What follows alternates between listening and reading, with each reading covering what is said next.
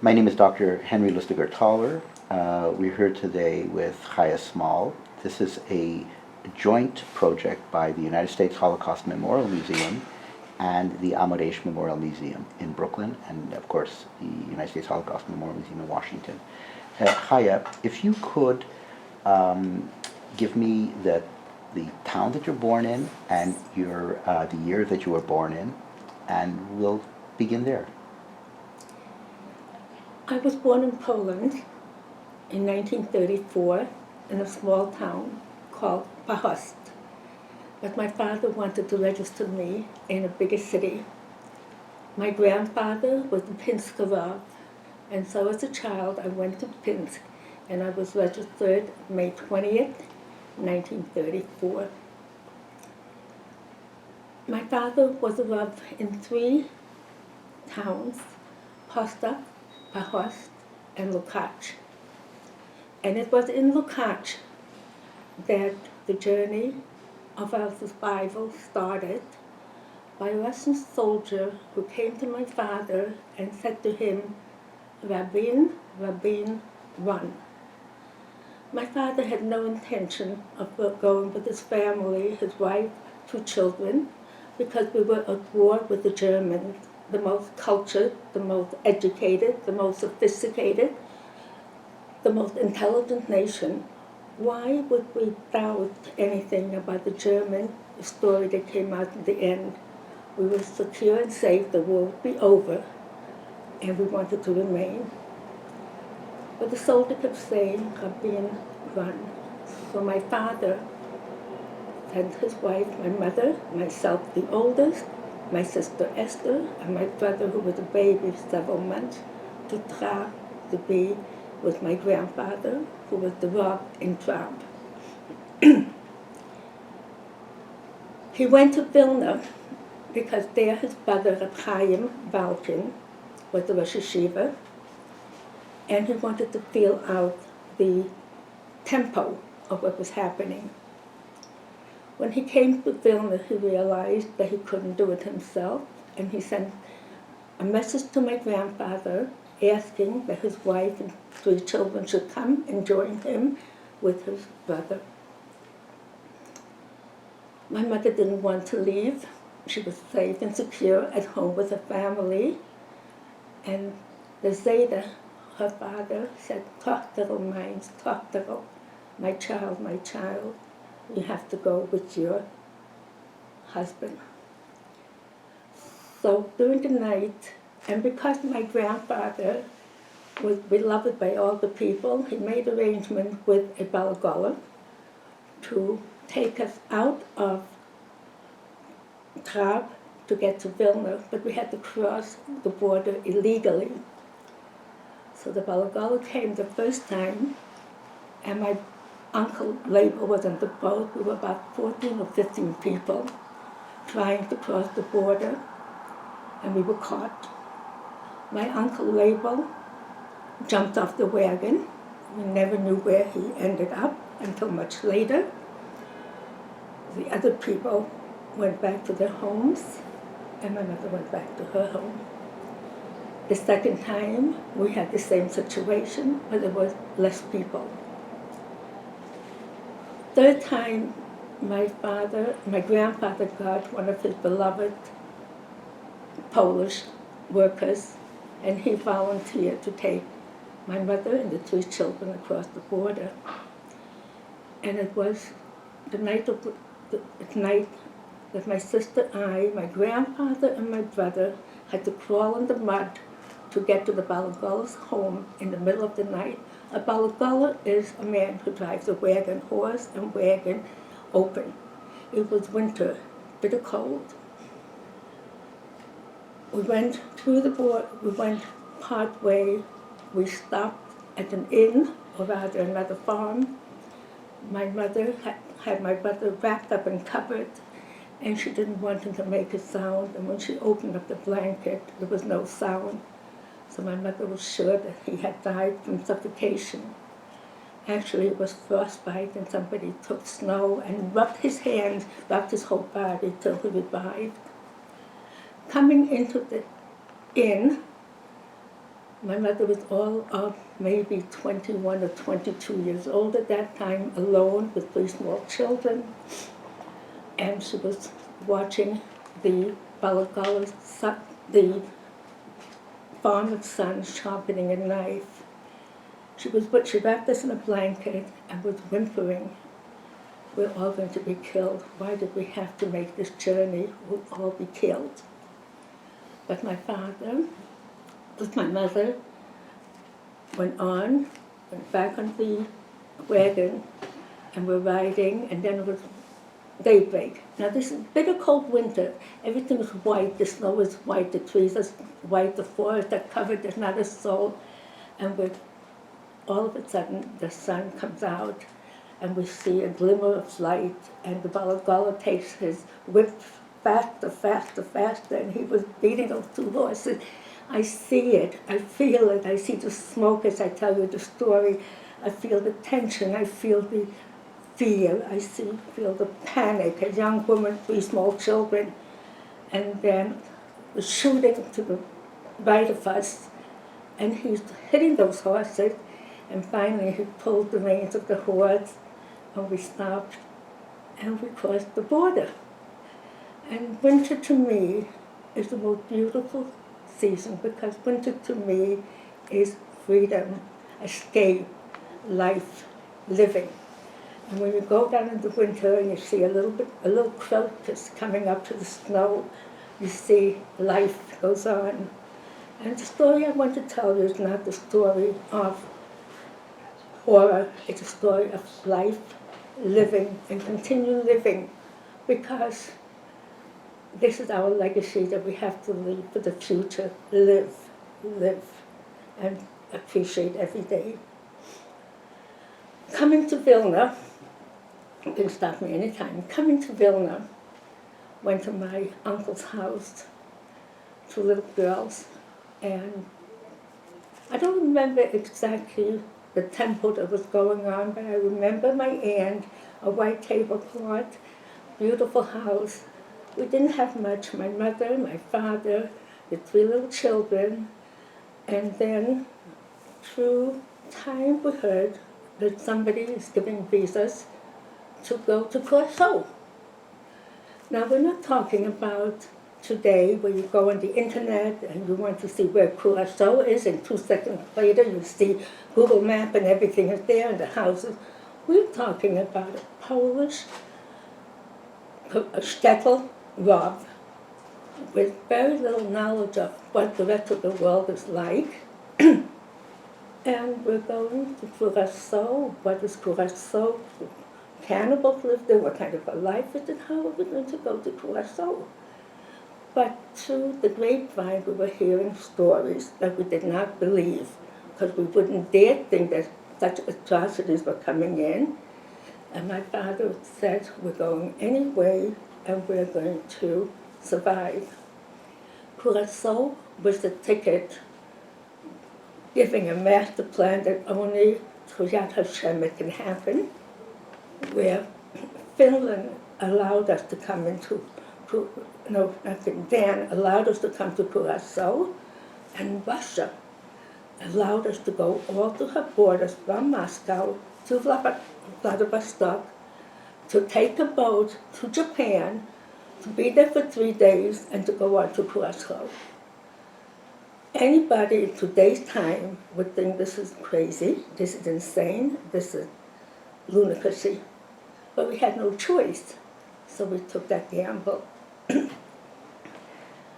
Going to the Vokzal in Vilna, where we had papers to leave. My uncle had papers to leave also, but it was already, Vilna at that time was already occupied by the Russians, so my uncle couldn't leave, but we were Polish, so we were allowed to leave. And the first thing my father would say to my mother, why do we have to go to Russia? We're never going to get out of Siberia. You know Siberia is a death camp. We're not going to do it. But when you're caught between the devil and the deep blue sea, you go on. We went on the train, a 2-week trip, tight and squished, not enough food. And the one thing that I remember so vividly, I was all of maybe 6, and the train would make different stops so we could relieve ourselves. And I would get off the train, bitter cold, it's winter, and there is a Russian soldier with a bayonet watching me, a 6-year-old girl. Where was I going to run? What does he have to compromise or embarrass me and make me so uncomfortable? This is something that has always been a discomfort for me. Coming to Vladivostok, now again, I should go back and talk a little bit more about Shugahara, and I will do it now before I lose track. Shugahara was a diplomat in Vilna. He was there for 3 weeks before he was asked to leave, and we came to ask him for a visa. And he thought that all he would have to, actually, Yankele Edelman was the one who found out about him. And we came to ask him for 1 or 2 visas. He called the emperor to find out if he can do so. And the emperor said no. 3 times he asked the emperor for permission to give visas, and 3 times he said no. At the end, he gave the visas anyway. And instead of giving 3 or 4 or 5 visas, records show over 1,000, if not 1,500, because we got a visa of one visa. On that visa were 5 people. So when my mother got the visa as she was on the train, it was handed to her. My father had it before. And after the 2 weeks, we come to Vladivostok. We have a problem in Vladivostok again. We can't get on the boat. And there was an officer, Ney, who wouldn't allow them to come, wouldn't allow us to come on the boat because the emperor said no. But Ney also did the right thing. He and Shugahara were from the same school. When he was asked, why did you do it? He said, because my mother always taught me to do the right thing. And the right thing is to help. So they let us go on the boat, and we came to Suraga. I don't have to tell you how difficult the trip on the Trans-Siberian Railroad was, jam-packed with no facilities, with no food, with bitter cold. And then when we landed in Suraga, it was a beautiful day, and the Japanese have a custom where they welcomed visitors and strangers with tangerines.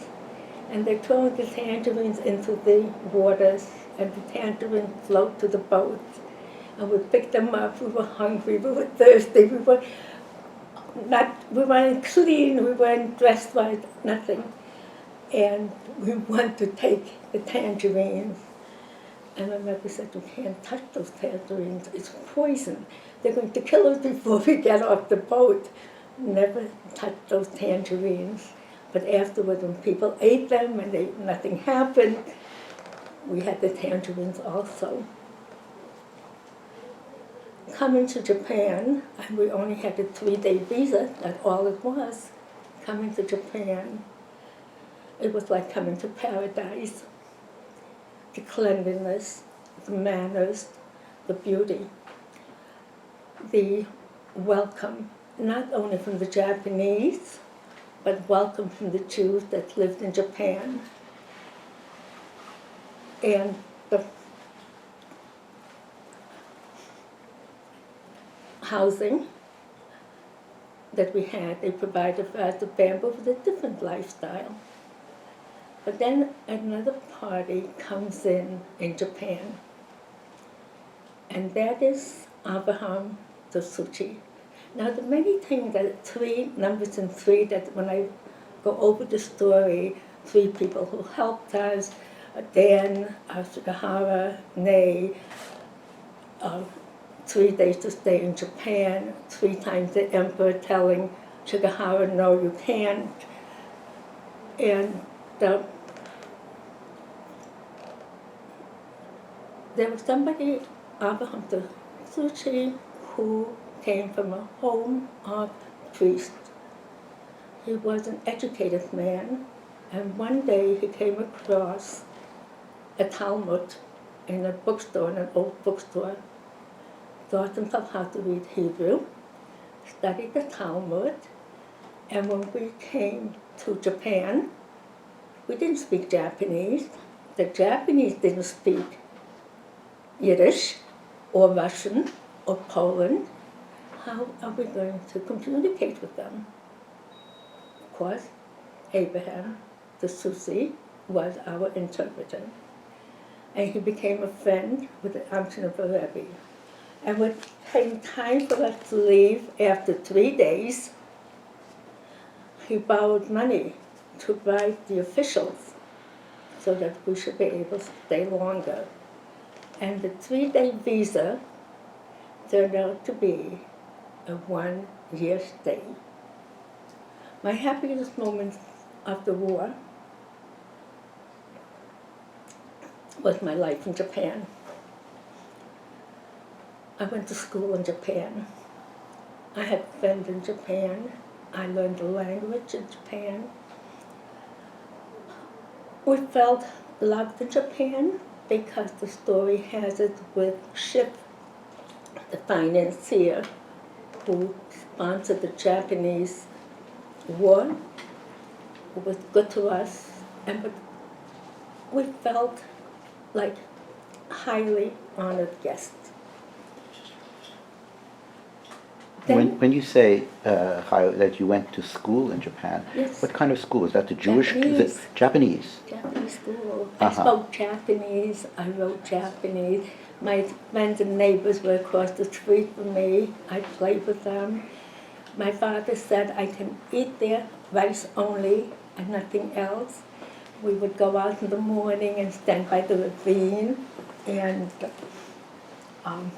the exercises, and we all went to school together. I spoke Japanese, I wrote Japanese. And we lived right near the Japanese, and there was a park ahead of us, on top of us, that is still in existence today. And when I was doing research on my book, we found the building and the park and the temple was all still there. And the songs I sang, I taught my children. Beautiful. And the customs, the cleanliness, the warmth, every room that we had a room had a bath, clean, super clean. And above all, the respect of the Jewish brain, the respect that they had for what the Jews had done for them. That was foremost in their mind. Did you have a chance? I'd imagine you had a chance to see Avraham Sushi. You saw him physically, correct? And your parents must have spoken about him. People spoke about him. That he was a good friend to the Jews. What do you know about him? Whatever happened to him? Did you ever follow? Yeah. I'll tell you about him. He was married. He had 2 daughters. Margaret just died recently. Sent me the papers. They never converted. He converted at the age of 60. He would come to my father often. Oh, let me go back a little bit. My father was from the older Baham. He was a married man with children. Most married men with children from the yeshivish world did not leave. They had stellars. And I said they were very comfortable knowing that the Germans will take good care of it. We weren't concerned. He gravitated, he converted, that's why his name is Abraham. He converted, Rabbi Shmuel, he's buried in Har HaMenuchos in Jerusalem. When the Japanese officials And he died a pauper because he borrowed money from his brother-in-law, and he paid back every penny. So he had no money, but we took care of him. One of the things that I want to bring out about our life in Japan and our life in Shanghai was we were one for all. We all stuck together. Last night, a young girl, third generation, contacted me. You knew my father. We're all one big family, extended family. So it was a little bit different for us because we came in as a group as opposed to the Austrian Jews who came in as individuals. We had a life not as opulent as they had, and they couldn't adjust because the drop was so heavy. Our life was based on Torah, and whatever is meant to be, the faith that we had in God is His will. So the mentality behind it was miles apart. Mm. In 1941, when Japan and Germany became allies, the Germans wanted all the Jews to be put in a boat, taken out to the sea, and sink the boat. The Japanese did not want to do it. Hakata Tov, gratefulness for what you did before. And instead they sent us to Shanghai, which was under Japanese rule. Coming into Shanghai, because my father was a very esteemed rabbi, my grandfather was a very, very esteemed rabbi in Pinsk, we had very good housing. The housing that we had in the ghetto, in the slum, in the filth, in the debauchery of the ghetto, we had a home. My home consisted of one room. I slept on the floor. I don't remember ever sleeping in a bed.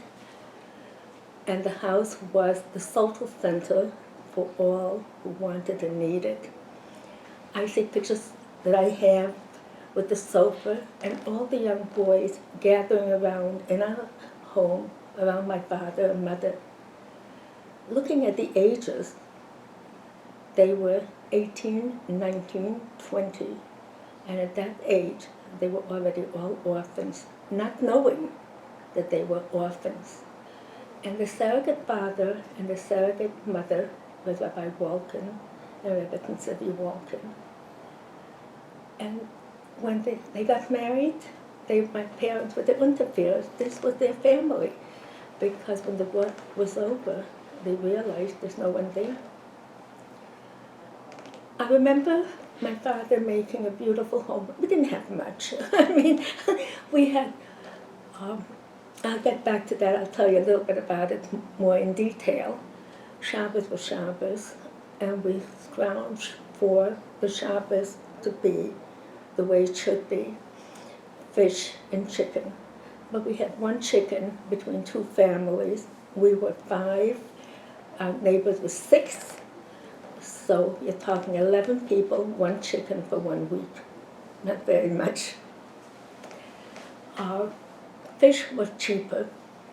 Vegetables you couldn't touch because the filth and you were afraid to eat it. Everything had to be boiled and boiled. If you drank any water, you would end up with dysentery, so it wasn't worth it.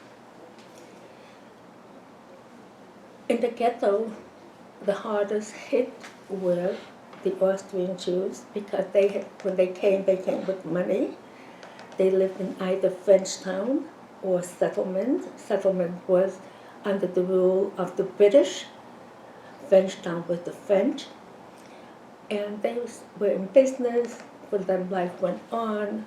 We had, even the ghetto, and it's wartime, remember, we had publishing houses, we had music, we had theater, we had restaurants. It was a toned down, more or less normal life. That's why I talk about it being a normal life. We didn't have numbers, we didn't have guns shooting in the middle of the night. We didn't have the marches. We were poor and hungry and no clothes and no heat and no water and no facilities. But life went on. I went to school. I went to the Shanghai Jewish School from the Gaduris. And then we built a Beis Yaakov in the ghetto and also the Kaduri School. My education was at 12 when I came to America. They put me into high school. The Kaduri, the Sassoons, and Hadun, the three wealthy people, supported the community. And then when it came in Shanghai, the time where the stateless people had to go into the ghetto, Kaduri built a school in the ghetto. Mm-hmm. As a child, through my eyes, I thought life was normal. This is what had to be, and we didn't question. I knew for one yontif I would get a pair of shoes, for another yontif there would be a dress. We went to school, we washed the dress every night, and we put on clean clothes.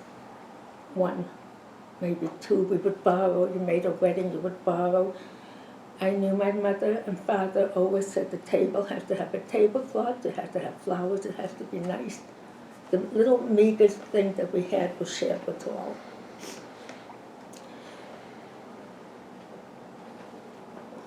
I'm in Shanghai now, right? I have just a question. I just wonder how that impressed you as a young girl, because there was really a diversity of Jewish groups. You had the Sephardic Jews were a very small number, 500, but of course these families that you mentioned, the Katoris, Sassoons. And then you had the Russian community. Do you remember what the interaction was with the Russian community? What was the interaction? Let me tell you what happened there, to the best of my recollection. Sure, of course. In Harbin, when things were getting bad, they left Harbin, who was our woman I had met, Goldie, in 1935, left Harbin to come to Shanghai. Rabbi Ashkenazi, who was Chabad rabbi, came to Shanghai because Harbin was bad. So you also had the Sephardi Jews, the wealthy. They were there too. Now here again, the welcome that we had from the Sephardi community was that the learned people are coming. You have a learned, Torah-loving community. So they embraced us. We were the crown jewels for them. A nice story told, and again you see the hand of God in it, is the story of Hadun. Now you had Sassoon was in real estate, Kaduri was in real estate, and they needed more work, so they hired from Baghdad Hadun to come and work as a young man, who ended up being the wealthiest of all. And he had a dream that his father came to him and said, Sassoon built a beautiful Ohel Rachel for his mother. Kaduri built a beautiful shul. And you don't even have anything for me. So being the kind of different person, out-of-the-box person you would call today, Hadun built a 225-seat synagogue right by the ghetto. Of course, it was empty for 10 years. Nobody used it. It was a magnificent mansion. And when the Mira Yeshiva came to Shanghai and there was no housing, we opened up the shul, and the shul had exactly 225 seats for their 225 students. So to them, the Hendelisses, she was a Sephardi. She came with a member in our family because all of a sudden there's a wealth of yeshiva Torah life is coming in, and they embraced us. They didn't know what to do about it. We went to their homes. We were la crème de la crème. As much as I like theater and music and the arts, that was mundane. But Torah coming in with such an extent and with that zealot, they loved that. So we couldn't leave the ghetto. There's no way we could leave because Goya wouldn't allow. If you worked, you were able to leave and the papers would come back and forth and you have a permit. I had to see a doctor. I got a permit for 1 day. But life was before 43, before you went into the ghetto. In 43. Life was, but prior to that, life was better before the ghettoization. For the German Jews. Uh-huh. Because they lived in Frenchtown settlement. Nobody lived in the ghetto. The ghetto was deplorable. You get up every morning, the cars would come, there were no facilities. So the little jelly pots would be out, they would pick up the waste, human waste, in one wagon, and the second wagon, human bodies. So I saw that every day, to see that people on the street with nothing. You see that. Life was cheap. The coolies, no shoes running, coolies running rickshaws, no shoes, no clothes and rags on them. In hindsight, to think about it. And then when you went to Frenchtown, the buildings, the wealth was unbelievable. Now, we had an ama. An ama is a maid, a young girl from the country. She worked for my mother. She kept our house clean, she did our laundry, she took care of us. She didn't get paid, there was no money to pay her, but she got a meal, and she was very happy to have a meal. We also had an Uma. An Uma was a German widow. She took care of my little brother. Her pay was a meal. I think my father and mother did it more for chesed than actual payment. So devoted to us. We couldn't take the ama out, but we did take the uma out. They have never forgotten that. They had food. At a later time, we had a soup kitchen by the community. And my father also, with Rabbi Ashkenazi, had a soup kitchen. And so at least once a day, you knew you would have a meal. What I'm bringing out about life in Shanghai, we all work for each other and we did for each other. We had it a little bit better than the German Jews because we had a contact in America. And in America was Ezra Torah, Rabbi Henkin, turned out a relative of ours we didn't know, and Rabbi Kalmanovich. You had the who's of the Torah world